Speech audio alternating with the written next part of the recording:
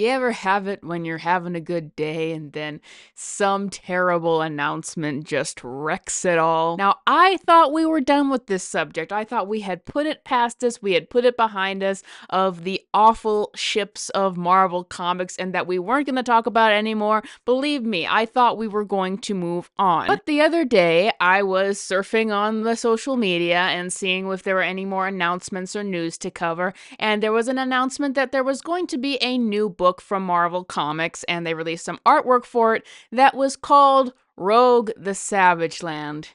And immediately I said, oh no. And I immediately went to check the actual press release because I know what era that comic is from. And lo and behold, we got this article release saying Rogue and Magneto's steamy jungle flirtations will return in Rogue the Savage Land from writer Tim Seeley.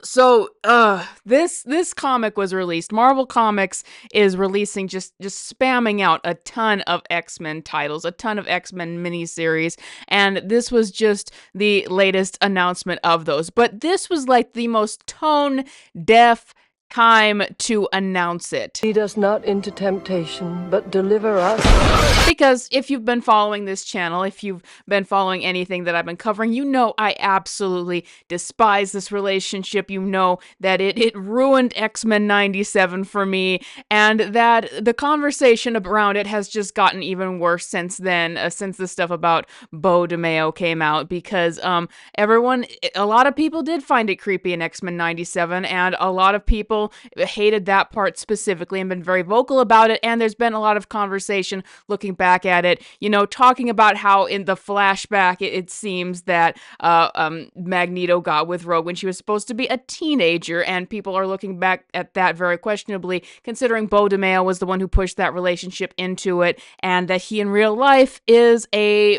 predator. So this was like the worst time to announce this thing ever, and this is what I was afraid of with X-Men 97 doing, is this relationship had been dead. It had been dead in comics for like 15 years. No one wanted to touch it. No one wanted to explore it again. No one wanted to bring it up. And then Beau DeMayo did it in X-Men 97 and wrecked that streak. And now, very apparently, Marvel Comics is doing that to try to capitalize on X-Men 97, realizing or perhaps not realizing that it was the biggest controversy in that show and everyone hates it. Once again, this was my fear about X-Men 97, because when you do a thing in a show that was relatively speaking popular and well received, then it makes other people think we need to adapt that into everything. And Rogue has such a good comic run where she doesn't really have many versions that I would say this is just outright bad, this is just terrible. Her only disruption is this relationship. But the best thing about this is people are not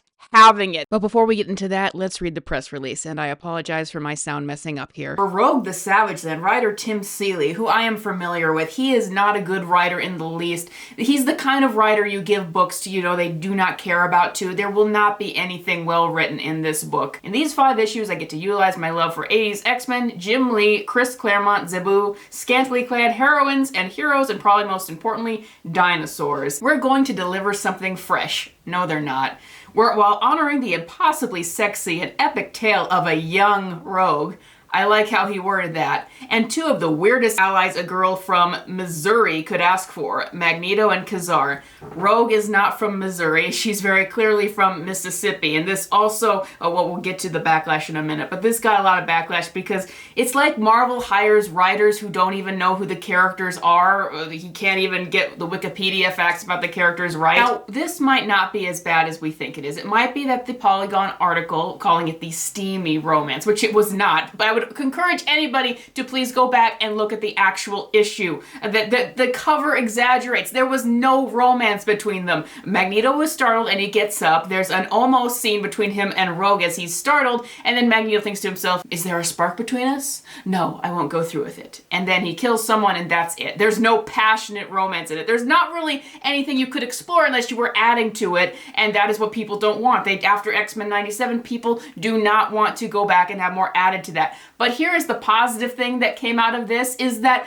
Oh, everyone is hating on it. Everyone is ratioing this anywhere. As Gamer Intel reported on Twitter, Rogue and Magneto's steamy jungle flirtations will return. It got 170 likes and 580 quote tweets. And let's read some of the quote tweets, shall we? Can we let this disgusting crap just die? No, no, thank you. Please don't. Don't do this. Not even close. We don't want this. Yeah, let's keep promoting the senior citizen lasting after the teenage, emotionally immature, scantily clad girl. I never found the Rogue Magneto storyline cute. I dislike how it's portrayed in the comics. And X-Men 97. The Magneto and Rogue thing is something I hated vigorously. I don't care that it happened in certain comics. It's gross and weird. Man, out of all the things they chose to adapt from X-Men 97, they chose the worst thing to adapt. Cancel it. I will give my right kidney and firstborn if you cancel this. Over on the X-Men subreddit, the announcement got 0 upvotes and 73 comments. On comic book Reddit, it was not as downvoted, but it was ratioed. The Rogue Magneto relationship should have stayed in the AOA reality. Why do we keep bringing this relationship back? And under the writer's own announcement of the issue, he was very, very much lambasted with, considering the reaction people had to this idea in X-Men 97, it seems like it wasn't the best choice. Marvel are out of their mind for pushing the Rogue Magneto pairing. What a travesty.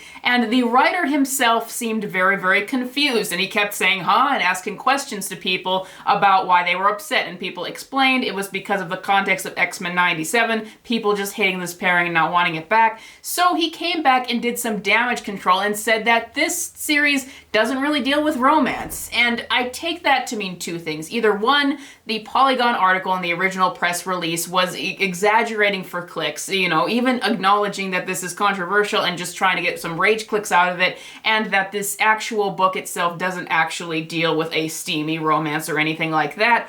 Or that Tim Seeley, because he seems completely oblivious to the backlash over this pairing, didn't realize that it would get any hate, and so now he's walking back on it. Either way, at least Marvel has gotten the picture with it, but I also had a problem with the way that Tim Seeley responded, because he's like, Rogue was not a teenager here when she was fighting Carol Danvers, and that just got me, because it's hiring people to write these comics who don't even know the characters. Because no, Rogue was not a teenager when she met Magneto in the comics, but she was a teenager in the picture he used, and he was ratioed again with a quote from comics that explains Rogue's age. So that just bothers me. Like, you hire people who don't even know these characters. He originally thought Rogue was from Missouri, and then he can't get her age in comics correct. And this is the guy that you've hired to write a book about the character, or a 5-issue miniseries. And like, that just drives me crazy about comics. And that's what I experienced when I was reviewing comics, is they constantly hire people who have no idea about these characters but pretend that they do. They should have known that, especially after X-Men 97, no one wanted this. No one wanted to see this. That should have been, like, it was already a dead relationship, but especially after X-Men 97 went on with the showrunner, we absolutely did not want this. But it would not be Marvel Comics unless they actively tried to give us stuff we said that we didn't want. Oh, but old Bojangles de Mayonnaise, who brought back this travesty of a relationship back in the first place, decided to put his 2 cents in. His response to the Polygon article, LOL, what a coincidence. I really hate that man. I'm sure you're happy about that, Bojangles. You're happy that your groomer relationship that you resurrected and put in your show and made worse with your self-insert fantasy character is now being brought over into the comics again, now being brought back up, because the editors over there are absolutely clueless. Bojangles was then ratioed by me. I wrote, I despise this man, and I was gonna write something much worse, but... Well, being a Christian woman, I can't say it. And I got 1,600 likes on that. At least this entire travesty was ratioed, and the writer walked it back, saying that it will not really deal with romance. He said you can interpret it for what it is, which makes me think there'll still be something. Look, it's gonna be meaningless. Like, this is just a mini-series that is taking place in the past. It might not deal with that relationship as much as we think it will. Like, they did a series about Gambit and Storm and their past platonic relationship when they were teamed up, and it didn't really even explore that very much, and it was kind of memory hold after it came out. So this series exists solely to sell variant covers of Rogue in a Savage Land bikini. That's it. It's not going to have any good story to it because Tim Seeley is not a good writer, and these are the kinds of miniseries that Marvel just throws out there just to try to sell variant covers, and they just don't care about the story. And so it's going to be meaningless. But what I hate about it is just whenever you do do that. It's the domino effect. When a writer brings back something bad from comics, then it perpetuates and has to get into other stuff. I didn't want this thing to be brought back up even in a mini-series. And I've already seen characters I like destroyed by these awful relationships, which is why I want to speak up and say, no, we don't want this. Everyone has made it clear we don't want this. Not even a flashback. Don't bring it back in the show. Don't bring it in the movies. This was only brought back because it is like the personal favorite relationship of a guy who is a known predator. It is gross. It is out of character. We do not need it. But it's pretty normal for Marvel Comics to give the audience things when they actively say that they hate it. Like what they're doing with Mary Jane and Paul over in the Spider-Man comics. At this point, Marvel just needs to, we need to pretend that we like things that we hate and that we hate things that we like. We need to be like, hey, Marvel, we really hate it when Spider-Man is with Mary Jane. We hate a married Peter Parker. We need those characters separate forever. And if you say that, then Marvel will then give you Mary Jane and Peter Parker, because a lot of times it seems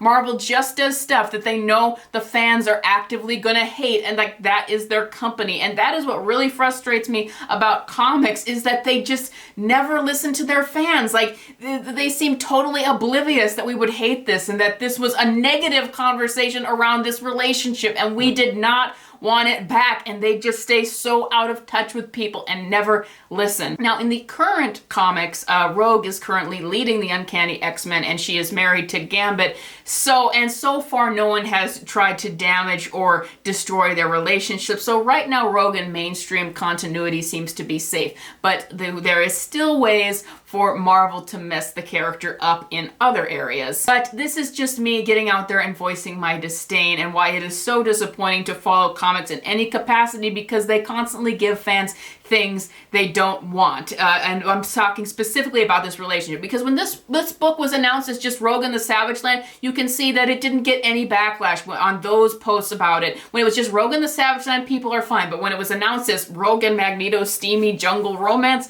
that is what got backlash. Just disappointing to see, and disappointing that that predator is still having influence. But that's all I got for you guys today. Thank you all for watching this video and letting me get this off my chest. Thank you, patrons, for supporting me. If you want to support Patreon, please check the link in the description, and I will see you guys next time.